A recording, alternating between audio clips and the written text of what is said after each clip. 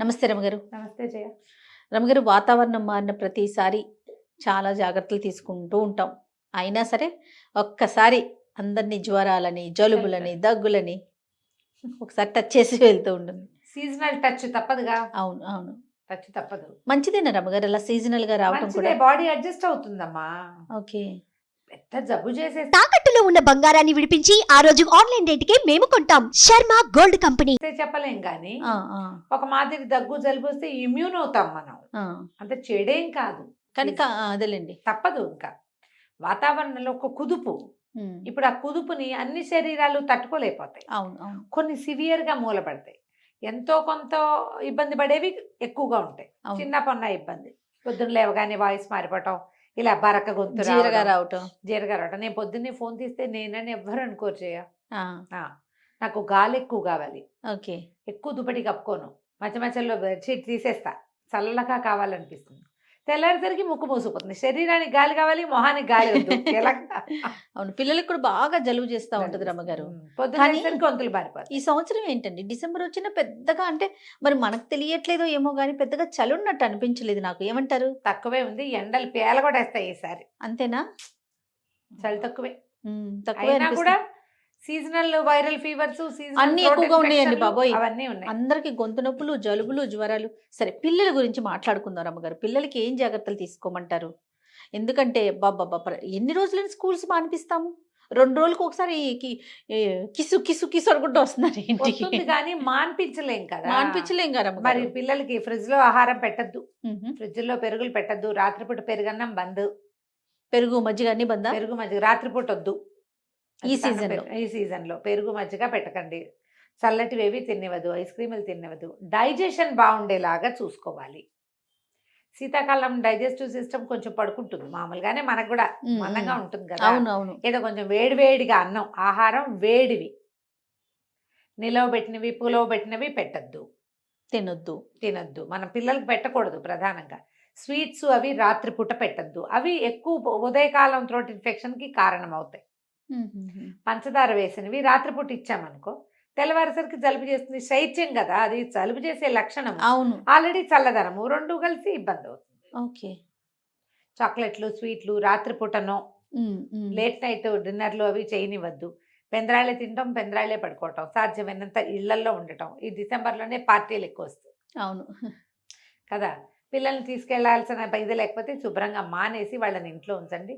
Digestion బాగుండాలి. అందుకని పిల్లలకి ఎక్కువగా హాట్ వాటర్ ఇవ్వటం, లెమన్ వాటర్ ఇవ్వడం, వాళ్ళు వేడి నీళ్ళలో దాల్చిన చెక్క నీళ్ళని, పుదీనా నీళ్ళని, అప్పుడప్పుడు కొంచెం వామ్ వాటర్ అని అలాంటివి ఇస్తే ఒంట్లో వేడి పెరుగుతుంది, జలుబు తగ్గుతుంది, డైజెషన్ లెవెల్స్ ఇంప్రూవ్ అయితే జలుబు చేయకుండా ఉంటుంది. థ్రోట్ ఇన్ఫెక్షన్ విత్ ఇండైజెషన్ కలిసిందనుకో, అది ఎప్పటికీ తగ్గదు. అవును, అవును. అది ఎప్పటికీ తగ్గదు. ఈ సీతాఫలాలు అవి తింటారు ఈ సీజన్లో, అవన్నీ పగళ్ళే. రాత్రిపూట నో ఫ్రూట్స్, పళ్ళు పెట్టద్దు రాత్రిళ్ళు. కమలా పళ్ళు బాగా, ఇప్పుడు ఆరెంజెస్ వస్తాయి, కమలాలు, అరటి పళ్ళు, ఇవన్నీ కూడా ఫ్లమ్ చేరుస్తాయి. పగలు అవసరం, పగటిపూటే. సాయంత్రం 6-7 అయ్యేసరికల్లా ఇంకా నో ఫ్రూట్స్, నో జ్యూసెస్, ఏవైనా సరే అంతకుముందే. ఇలా కొంచెం జాగ్రత్త పడితే అంత దగ్గకుండా ఉంటారు. చాక్లెట్లు అలాంటివి అవాయిడ్ చేయాలి. పిల్లలు వింటారు, వినరు. ఒకవేళ ఏమైనా తినేశారు, అవి ఇవి తిన్నారు అంటే పడుకునేటప్పుడు హాట్ మిల్క్, హాట్ వాటర్ వేడిగా తాగడం అలవాటు చేయండి. మిల్క్ కంటే నేనైతే వాటర్ ప్రిఫర్ చేస్తారు. అవును, వాటరే మంచిది.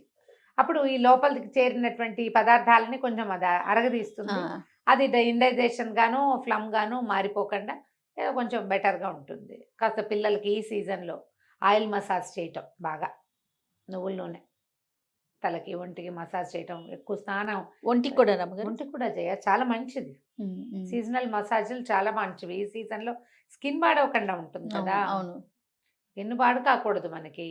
అందుకని ఆయిల్ మసాజ్ చేయటము, నెత్తికి బాగా నూనె రాయటము, చక్కగా తలస్నానాలు, వేడి నీళ్ళతో తలస్నానం చేయించటము, హెల్దీగా ఉంచాలి, వెచ్చగా ఉంచటం. బట్టలు కొంచెం కాస్త వెచ్చటి బట్టలు వేయటము. స్వెటర్లు అవి వేసుకోరనుకో, అవి వేసుకునేవి కొంచెం ఫుల్ హ్యాండ్స్, కాస్త కవర్డ్గా ఉండటము. ఏం పెద్ద జలుబు చేయదు, వాళ్ళ లక్షణం అది కాదు. వాడికి గాలి కావాలి, ఇక వాడిని నువ్వేం చేయలేవు. హాయిగా చిన్న బట్టలే వేసుకుని తిరుగుతారు పిల్లలు. కొంతమంది టీషర్ట్లే వేసుకుంటారు, చొక్కాలు ఇప్పుకుని తిరిగే పిల్లలు కూడా కనపడతారు ఈ సీజన్లో. చల్లగా కావాలి వాళ్ళకి. వీళ్ళకి ఫుడ్ వేడిగా పెట్టండి. ఉమ్.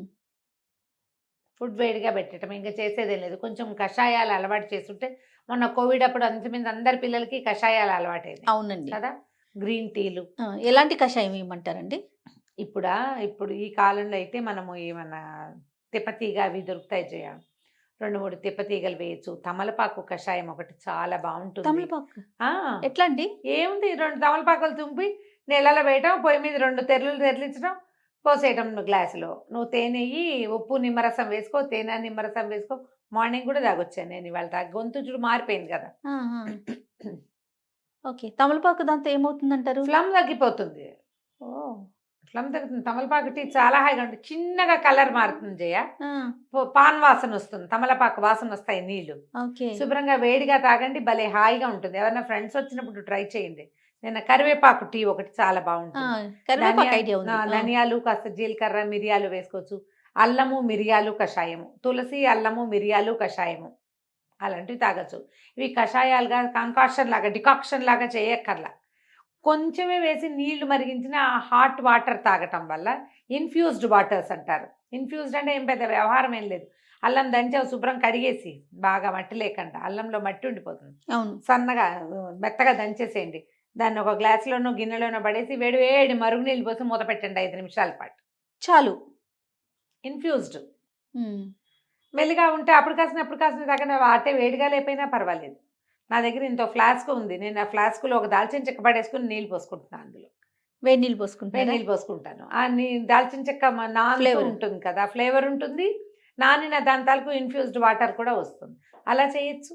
ఓకే. నేను ఒక మాట చెప్తాను. ఐకియాలో ఒక చిన్న ఇది తెచ్చాను. ఒక ఇలా గొట్టంలా ఉంది, దానికి హ్యాండిల్ ఉంది. ఆ గొట్టానికి చిల్లులు ఉన్నాయన్నమాట. ఆ దాంట్లో దాల్చిన చెక్కేసి టీ గిన్నెలో పెడితే చక్కగానే ఉంటుంది, నానిపోతుంది. ఓ.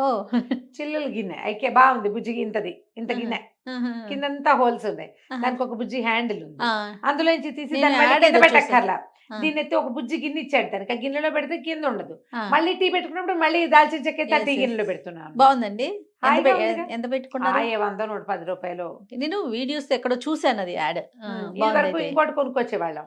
ఇట్లా గొట్ట ఇలా హ్యాండిల్ పట్టుకుని ఒక చిన్న ఇంతది దాని మీద ఒకటి డోమ్ లాగా వచ్చే జాలి గిన్నె, అందులో ఓ ఏలక్కాయ, ఓ లవంగం, వచ్చిన దాల్చిన చెక్క అన్నీ పడేసి దాన్ని ఎత్తి ఆ నీళ్ళ గిన్నెలో పెడితే ఇది ఇందులోనే ఉంటుంది. నీళ్ళు మరిగినప్పుడు ఇందులో నుంచి ఇన్ఫ్యూజ్ అయిపోతుంది. ఓకే. ఏదైనా ఇన్ఫ్యూజ్ చేయండి. పుదీనా నీళ్లు బాగుంటాయి ఈ సీజన్లో, కరివేపాకు నీళ్ళు బాగుంటాయి, దాల్చిన చెక్క నీళ్ళు బాగుంటాయి, అల్లం నీళ్ళు చాలా బాగుంటాయి, తులసి ద బెస్ట్. తులసి కనుక 3-4 దళాలు వేసి మరిగిస్తే ఆ నీళ్లు 2-3 సార్లు అవి కూడా అంతేనండి, బాగా వేడి నీళ్ళల్లో వేసేసి వదిలేసి చాలు.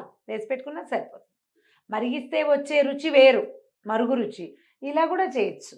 హెల్త్కి ఏది మంచిది అంటారు మీ ఉద్దేశం? అన్నీ మంచివే. 2. మీరు ఏది రెలిష్ చేస్తే భరించాలిగా. ఇప్పుడు నేను తమలపాకు నీళ్ళు తాగేస్తాను, నీకు ఇచ్చే బాబు ఏంటండి ఇలా ఉందన్నావు అనుకో, అప్పుడు మంట అనిపిస్తుంది. మంట అనిపిస్తుంది. ఆ ఆకు వాసన నచ్చదు. తులసి వేసుకోండి అప్పుడు. ఓకే. పిల్లలకి అల్లం, తులసి, మిరియాలు ఇవ్వచ్చు. మనం ఎక్కువ వేయద్దు. 4-3 తులసి దళాలు వేసి చిట్టి ఇంత బుజ్జి అల్లం, ఒక 2-3 మిరియాలు దంచి ఒక గ్లాస్ తీయండి. ఒక గ్లాస్లో అంత గ్లాస్ చూపిస్తున్నాను కదా, పెద్ద మంచినీళ్ళ గ్లాస్. తలాకాసిన నీళ్లు ఇవ్వండి. రోజులో 1-2 సార్లు ఇస్తే డైజెషన్ సిస్టమ్ బాగుపడుతుంది, లంగ్స్కి మంచిది, ఒంటికి మంచిది. మీరు ఇంకోటి గమనించండి, కషాయాలు తాగే వాళ్ళకి స్కిన్ బాగుంటుంది, స్మూత్గా ఉంటుంది. స్కిన్లోంచి మచ్చలు మెల్లిగా తగ్గిపోతాయి. ఇంత పెద్ద వయసు వచ్చాక బాగా అన్నీ తగ్గుతాయని నేను చెప్పను, కానీ ఏదైనా కాలిన మచ్చలు పడతాయా జయ? ఏదో ఒకటి కాలుతూ ఉంటుంది. ఆ మచ్చలు వ్యానిష్ అయిపోవడం గమనిస్తాను నేను. ఏజింగ్ వల్ల వచ్చిన చిన్న పులిపిడికాయలు లాంటివి వస్తాయా, ఇవేం పోవడలా. కానీ ఈ మామూలు మచ్చలు తొందరగా మాసిపోతాయి. కాలినవి, గాయాలు, కట్స్ తొందరగా మాసిపోతాయి. అవి బికాస్ ఆఫ్ ఈ వాటర్స్ అని నమ్ముతున్నాను నేనైతే. రెగ్యులర్ రోజు ఏదో ఒకటి తీసుకుంటారా రమ్మగారు మీరు? ఓకే. ఒకటే కాకుండా రోజుకొకటి ఏదో ఒకటి. కాస్త కరివేపాకు ఫ్రెష్గా ఉందనుకో, కరివేపాకు వేయటం, మరిగించడం.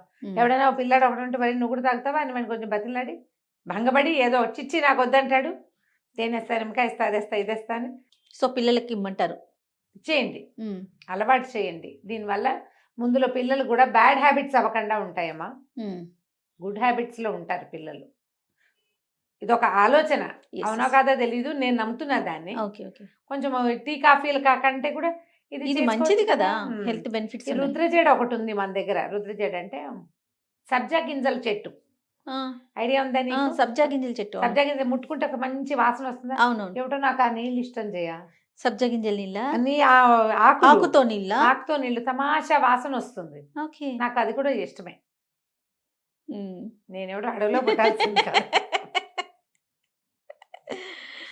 అడవిలో ఉంటే సరిపోయేది. నేను మొక్కల ప్రేమికురాలు మీరు. బాగుంటాయి అవి. వామాకులు కూడా వేస్తాను నేను అప్పుడప్పుడు. వామ కషాయం కూడా బాగుంటుంది. ఓకే. ఏవైనా తాగండి. పిల్లలకి ప్రధానంగా ఇవి ఇవ్వండి. డైజెషన్ ఇంప్రూవ్ చేయండి. డైజెస్టివ్ సిస్టమ్, పొట్ట బాగుంటాయి చాలా బాగుంటుంది. అన్ని ప్రాబ్లమ్స్ సార్ట్ అవుతాయి. మిగిలినన్నీ బాగుంటాయి. చిన్న ఏజ్లో కనుక మనం అలాంటివి చేయగలిగితే పెద్ద అయ్యాక మెల్లిగా వాళ్ళ హ్యాబిట్స్లో ఉంటారు. అవును. వామొద్దు అదొద్దు ఇదొద్దు అనకుండా చక్కగా అన్ని వేడి వేడి పదార్థాలు పెట్టండి. ఆయిల్ ఫుడ్స్ కంటే కూడా ఉడికించిన కూరలు, కమ్మని కూరలు, సూప్స్ ఎక్కువ తీసుకోవాలి. సూపులు కూడా బ్రహ్మాండంగా ఉంటాయి. గుమ్మడికాయ సూపు, క్యాబేజీ సూపు, టమాటో సూపు, స్వీట్ కార్న్ సూపు, మనం కొత్తిమీర సూప్ ఒకటి చేసాం, మన ఛానల్లో ఉంది చూడండి. తర్వాత ఏమో మన గుమ్మడికాయ రాగి సూపు, గుమ్మడికాయ సూప్ కూడా చేసాం. గుమ్మడి సూప్ కూడా చేసాం. క్యాబేజీ, క్యారెట్ వాటితో కూడా సూప్స్ చేసుకోవచ్చు. కూరగాయల స్టాక్, మనం పప్పు కట్టు ఉంటుందా, పప్పు ఉడికిస్తామా, కొంచెం నీళ్ళు ఎక్కువ పోసి ఉడికించి పై నీళ్ళు వంచేసి కూడా పిల్లలు కొంచెం మిరియాల పొడిను కాస్త జీలకర్ర పొడి వేసి సూప్ లాగా ఇచ్చేయచ్చు. పెసరపప్పు సూప్ ఒకటి చాలా బాగుంటుంది. పెసరపప్పు చారు చేసుకుంటాం కదా, అది ఇచ్చేయచ్చు డైరెక్ట్ గా సూప్ లాగా. పెసరకట్టు చాలా బాగుంటుంది, అలా బలం కూడా. అలా ఏదో ఒకటి మనం ఏం చేయగలిగితే అది. ప్రత్యేకంగా చేయలేకపోతే పప్పు ఉడకబెట్టినప్పుడు ఆ నీళ్ళైనా ఇవ్వచ్చు. పిల్లలకి గ్రీన్ టీలు అవి ఇచ్చేటప్పుడు మనం కూడా తాగొచ్చు. కొంచెం చలిగా ఉంది, ఏదైనా వేడిగా అవి ఇవి కాఫీ టీ కంటే పిల్లలు వేడిగా ఏం తాగుతారు జనరల్గా? పాలు కల్పిస్తాం వేడిగా కదా. దాంట్లో ఇలాంటివి గ్రీన్ టీలు, మీ నేటివ్ టీలు ఏమైనా అలవర్చండి. సీజన్ కొంచెం సేఫ్గా వెళ్ళిపోతుంది. ఇప్పుడు ఏంటంటే ఏదైనా వస్తే వదలడం లేదు, అదో పెద్ద సమస్య. రోజుల తరబడి పీడిచ్చేస్తున్నాయి, ఎక్కువ రోజులు పట్టేస్తోంది. అందుకని అన్ని రోజులు పట్టకుండా ఉంటుంది. సీజనల్గా ఒక 4-5 రోజులు ఉండాలి, వెళ్ళిపోతాయి అంతే. ఉండొచ్చు, ఏమంత ఇబ్బంది ఏం లేదు. రావచ్చు, రాకూడదని కాదు, ఇక వస్తూనే ఉండకూడదు అంతే. పిల్లల జనరల్ హెల్త్ పాడైపోతుంది. కాబట్టి మీరు కూడా ఇవన్నీ పిల్లలకే కదమ్మా, నేను చెప్పిన ప్రతి ఒక్కటి పెద్దవాళ్ళందరూ హాయిగా తీసుకోవచ్చు, ఏమి ఇబ్బంది లేదు. తప్పకుండా రమ్మ గారు. నమస్తే. నమస్తే.